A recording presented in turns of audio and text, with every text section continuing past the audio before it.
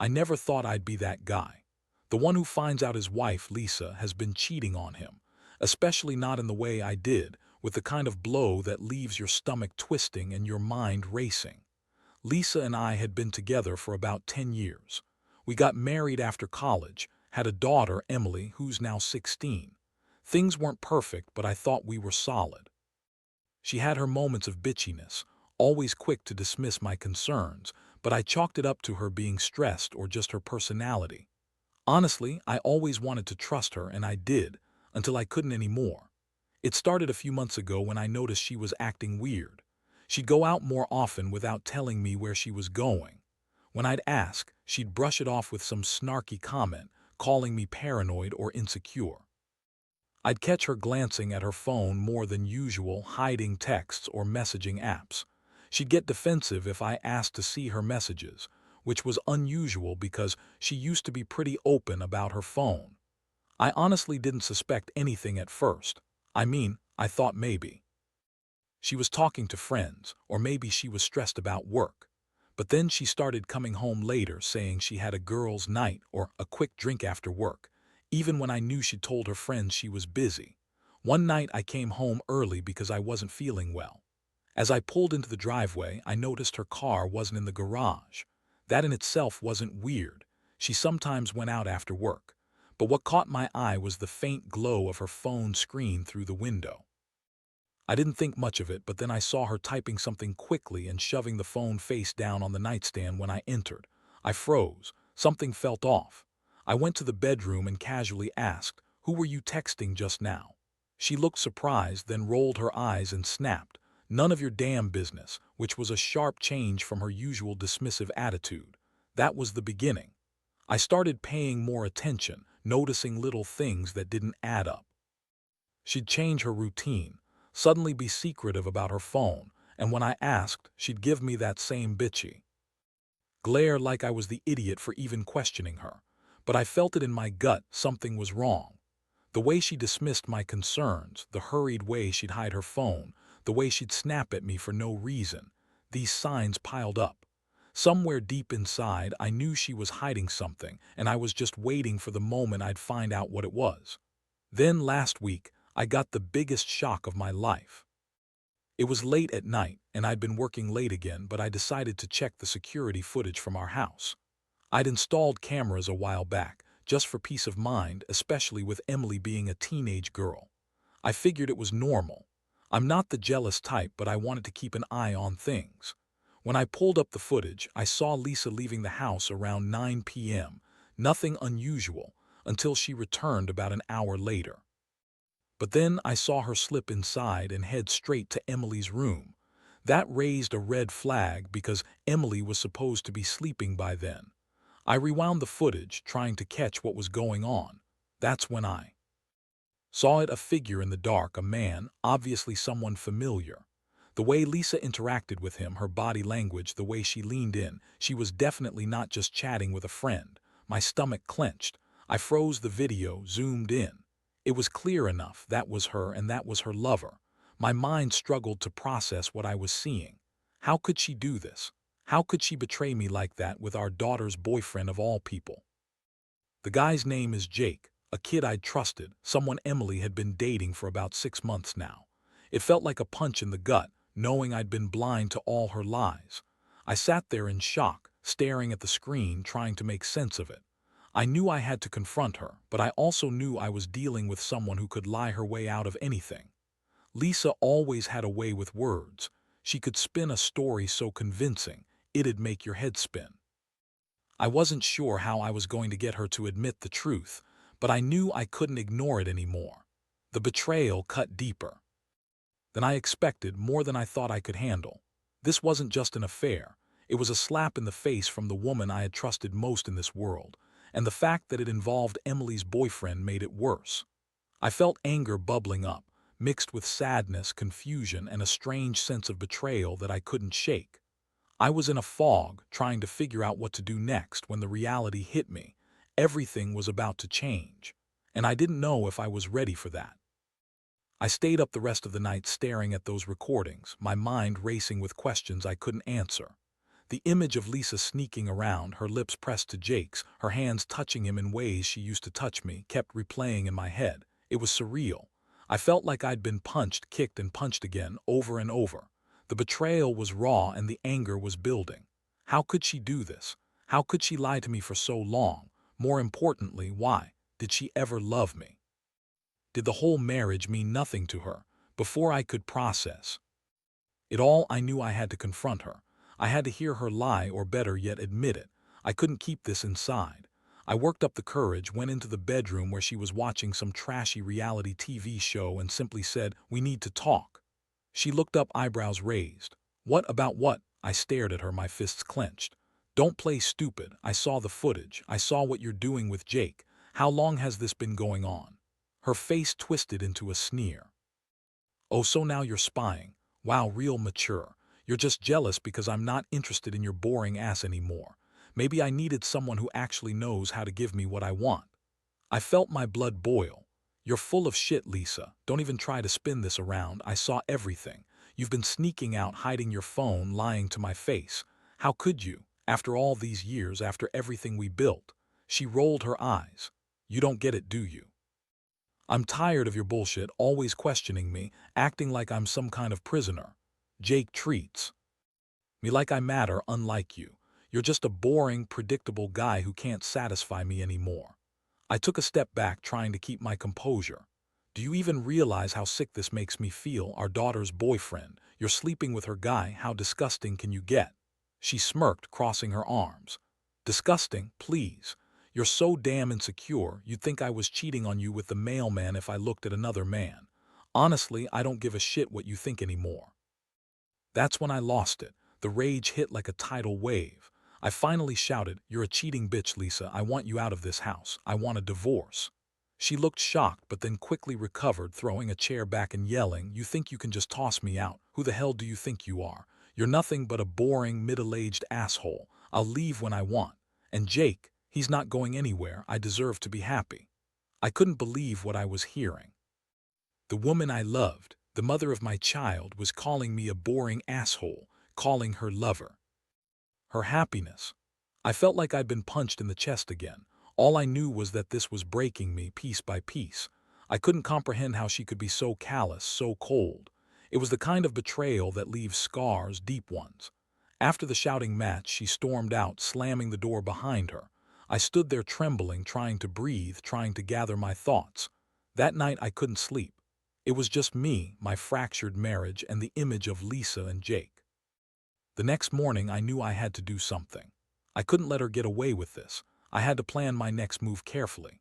The betrayal was one thing, but the emotional toll was worse. I felt humiliated, hurt, and furious. I was supposed to be the guy she loved, the guy she married, and now I was just some fool she was stepping over. As I sat in my chair, staring at the empty space where she used to be, I realized I had a choice. I could let this destroy me, or I could fight back. And even though I felt like curling into a ball and giving up, I knew I wasn't going to let her win, not without a fight. I didn't know yet what that fight would look like, but I was determined to find out.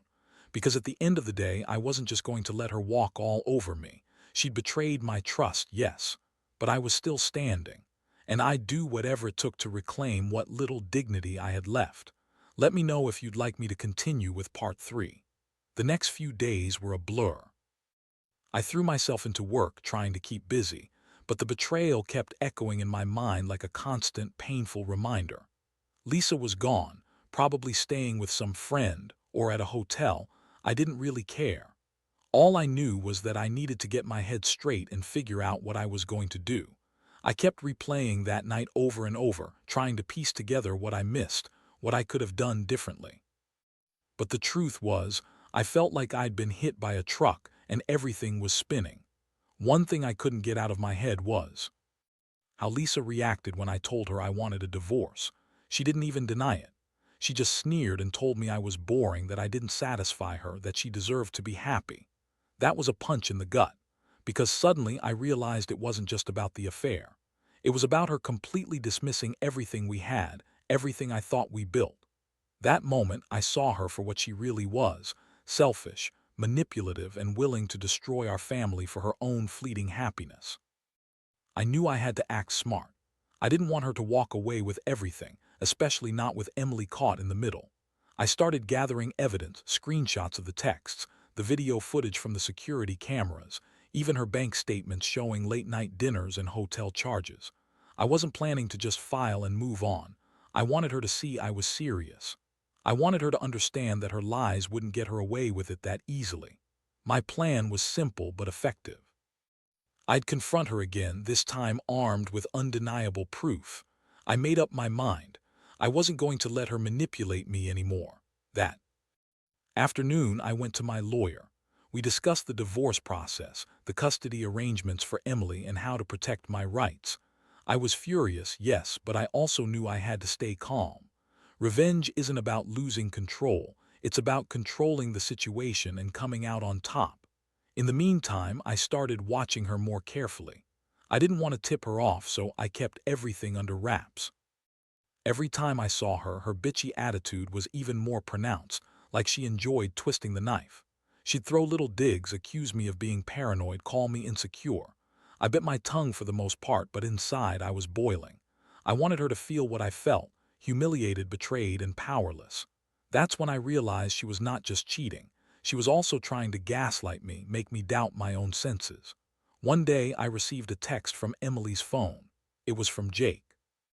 I hesitated, then decided I couldn't ignore it anymore. I responded, pretending to be Emily. He took the bait quickly. He was nervous, asking if she was home, if she was alone. I played the role of Emily perfectly, asking him to meet her at a coffee shop later that afternoon. That was the moment I planned my next move. I wanted to confront Jake, make him realize he was part of the problem, and maybe, just maybe, scare him enough to back off. I told Lisa I'd be out for a while, that I needed space to think. I made sure to leave my phone recording, just in case she tried to do anything stupid. I met Jake at a local coffee shop, and I could see he was nervous, probably feeling guilty, maybe even afraid I'd blow his cover. I kept my tone calm but firm. "Look, Jake, I know what you're doing. I saw the footage. The truth's out. You're messing with my family, and I don't appreciate that. You're young, you think you're clever, but you're just a stupid kid who got caught." He stammered, trying to deny it, but I cut him off. "Save it. The only thing you need to do now is stay away from Emily, stay away from my wife, and think about what kind of man you want to be. Because if I see you near them again, I will make sure you regret it." He looked down, silent. I left him sitting there, feeling like a damn hero, even though I was just getting started. I knew this wasn't about revenge alone. It was about regaining control, about protecting what little dignity I had left. I also knew Lisa was probably furious that I was catching on, that I was fighting back. That made me feel a little better, like I was still in the game, still fighting for my family, even if I didn't know what the endgame was yet. When I got home, Lisa was waiting for me, her usual sneer on her face. She tried to act like everything was normal, like she was the victim, but I could see through her. I threw her the evidence, screenshots, the video, the recordings, and told her I knew everything.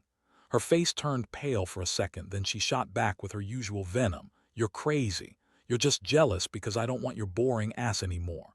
Jake is just a friend and you're imagining things." I didn't bother arguing. I just stared at her, tired but resolute. This was the moment I realized I wasn't going to let her manipulate me anymore. I was done being the naive husband who trusted blindly. Now I had plans to fight, to protect Emily, and maybe to finally take back some control over my life. I didn't know exactly how it would end, but I knew I wasn't going down without a fight. Let me know if you'd like me to keep going with part 4. The confrontation left a heavy weight hanging in the air. Lisa's eyes flicked with a mixture of anger and panic, but she quickly masked it with her usual bitchy smirk. "You're fucking crazy," she spat, voice trembling just enough to betray her. "You think you can threaten me? You're nothing but a boring, insecure little man. Jake is just a friend and you're too stupid to see that." I felt a strange mix of rage and exhaustion. That wasn't just denial. That was her trying to gaslight me again, make me doubt what I'd seen. But I'd already made up my mind. I wasn't going to let her twist this anymore.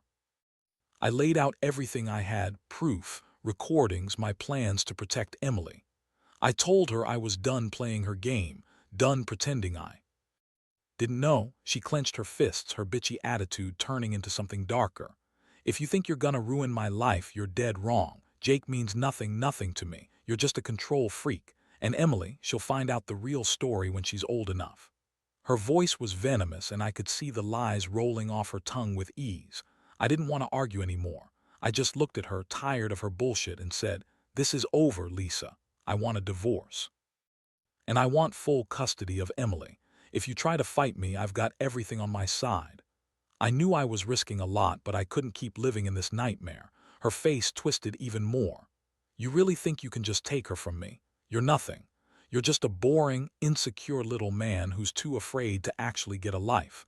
I'll make sure Emily sees who you really are." Her words cut deep, but I had already made my decision. I wasn't going to let her control everything anymore. She stormed out again, slamming the door behind her, and I was left standing in the living room, all the evidence on the table.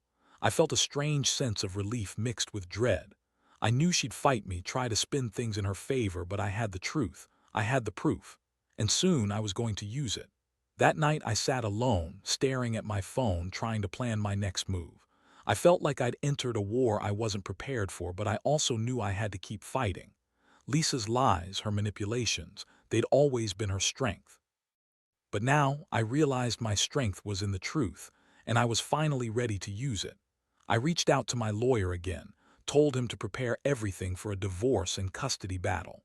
I also started thinking about how I'd protect Emily from all this mess. She was already caught in the middle, and I knew she loved her mother, even if her mother was a bitch sometimes. But I was determined to shield her from the worst of it, to make sure she saw the real Lisa when she was ready. All I could do now was wait and prepare for the storm.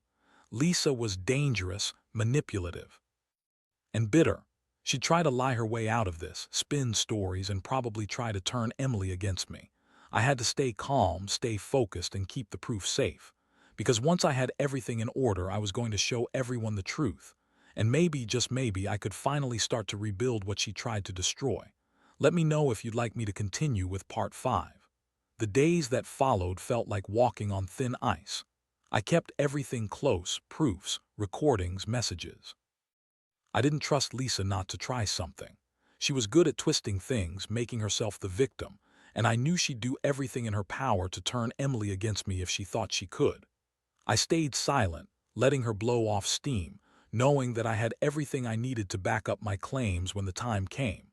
My lawyer was working behind the scenes, putting together the paperwork for the divorce, and I was preparing myself emotionally for what was ahead. Meanwhile, I kept a close eye on Emily.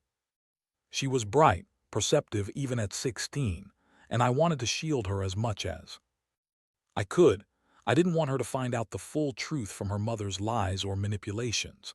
I knew Lisa would try to spin this story, paint me as the bad guy, and make Emily doubt me.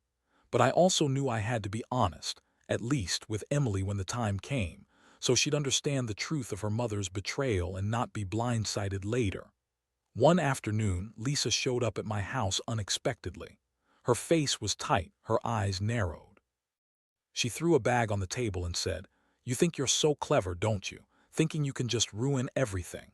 Emily loves me, and I'll make sure she sees you for what you really are, an insecure, boring loser who's jealous of a younger, prettier woman."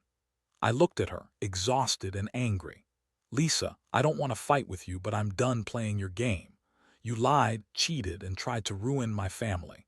I'm not going to let you get away with it because I love my daughter too much. I've got everything documented. It's over." She scoffed and rolled her eyes. "You're just mad because I don't want your pathetic ass anymore. Jake is just a friend, and if you think for 1 second I'm going to let you take Emily away from me, you're dead wrong. I'll make sure she sees the real you, boring, insecure, and a damn fool." I shook my head. "You're delusional. Emily will see the truth when she's ready, and I'll do everything I can to protect her from your lies." She sneered, then suddenly changed her tone. "Fine, do what you want, but don't come crying when Emily figures out what a piece of shit you really are." That was the moment I realized she was dangerous, not just manipulative but willing to do anything to keep control. I'd known she was a bitch before, but now I saw her for what she was, A woman who would burn everything down just to save herself. And that scared me more than anything. I called my lawyer again, told him to speed up the divorce process and for us to prepare for the custody battle. I wanted Emily with me. She was my daughter, and I'd do whatever it took to protect her. I wasn't about to let Lisa turn her into some pawn. In her twisted game, I knew she'd use every weapon she had: lies, tears, manipulation. But I also knew I had the truth on my side. That night I sat alone in my living room, staring at the stack of evidence I'd collected. I felt hollow, drained, but strangely relieved. The worst was out in the open now. Lisa's lies, her betrayal, none of it would stay hidden forever. If anything, I was more determined than ever to see this through. Emily deserved to know the truth someday, and I was going to make damn sure she did. I also started thinking about what life would look like after all this. Divorce, custody fights, maybe even a restraining order if Lisa got too crazy. I had to brace myself for the chaos ahead. But I also knew that I was finally standing up for myself, for my daughter, and for what was left of my dignity. She might have tried to break me, but I was still here, still fighting. And I refused to be the fool who let her destroy everything we had built. The storm was coming, and I was ready. I didn't know exactly how this would end, but I knew. I wasn't backing down, not anymore. Let me know if you'd like me to wrap this up with part 6. The final few weeks were a whirlwind. Lisa did everything she could to spin her version of the story, calling friends, making up lies, trying to turn Emily against me. But I stayed firm, backed by the evidence I had and my lawyer's guidance. Every day I felt the weight of the betrayal, but also a strange sense of clarity. I knew what I was fighting for: my daughter's future, my dignity, and the truth I refused to let be buried. The custody hearing was brutal. Lisa played the victim, crying and twisting the truth to make me look like the villain. She painted herself as the caring mother, the one who was betrayed by her boring husband. But I had everything: texts, recordings, her own words that proved her lies. When the judge saw the real story, everything shifted. The evidence was undeniable. Lisa's manipulation, her affair with Jake, the way she'd lied about everything. In the end, I got primary custody of Emily with supervised visits for Lisa. It wasn't easy. Lisa was furious, and she threatened me, yelled, and called me every name in the book. But I stood my ground. Emily needed stability, and I promised her I'd do everything to protect her from her mother's chaos. I could see the relief in Emily's eyes when she came to live with me. She finally understood that her father was there, that I wasn't going anywhere, and that she was safe. Lisa's world fell apart after the verdict. She tried to make it seem like I had manipulated everything, but her own lies were too loud to ignore. Her bitchy attitude turned bitter, and she refused to accept her defeat. She disappeared for a while, probably to lick her wounds or plan her next move. But I didn't care anymore. I'd won the battle for Emily, and that was all that mattered. Looking back, I realize how much I learned from all this. Trust is fragile, and betrayal cuts deep. I also learned that even in the darkest moments, you find out what you're really made of. I never thought I'd be that guy, someone who fights for his family after being betrayed so badly. But I did, and I'm proud of it. I learned that sometimes the only way to survive is face the truth head on, no matter how messy or painful it is. To anyone out there going through something similar, trust your instincts, document everything, and stand your ground. Don't let them gaslight you or make you doubt yourself. The truth might be painful, but it's the only thing that can set you free. As for me, I'm still healing, still rebuilding, but I know I'll be okay. I've found my strength again, and I know I can face whatever comes next. And that's the lesson I'll carry with me. It's over now. Finally,